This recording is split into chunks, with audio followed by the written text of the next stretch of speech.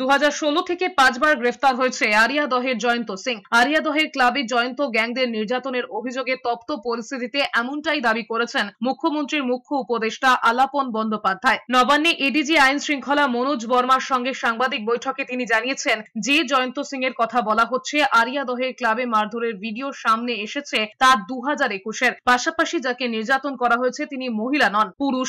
আলাপন বন্দ্যোপাধ্যায় আরো বলেছেন, জয়ন্ত সিং উপদ্রবকারী হিসেবে আগেই চিহ্নিত হয়েছেন। বারংবার বিভিন্ন মামলায় তাকে 5 বার গ্রেফতার করা হয়েছে। আলাপন বন্দ্যোপাধ্যায় আরো জানিয়েছেন, একটি জমি বিবাদকে রাজনৈতিক বিবাদ বলে দেখানো হচ্ছে। রাজ্য সরকার পরিষ্কার জানাচ্ছে এটি জমি বিবাদী। এডিজি বর্মা জানিয়েছেন, খাদরায় আসলে দুই প্রতিবেশীর মধ্যে জমি বিবাদ ছিল। একজন গাছ কাটতে গেলে অশান্তি বাধে, তাতে দুর্ভাগ্যজনকভাবে একজনের মৃত্যু হয়। ওই দিনই পুলিশ 3 অভিযুক্তকে গ্রেফতার করেছে। তারপরেও সোশ্যাল মিডিয়ায় অপপ্রচার চালানো হচ্ছে।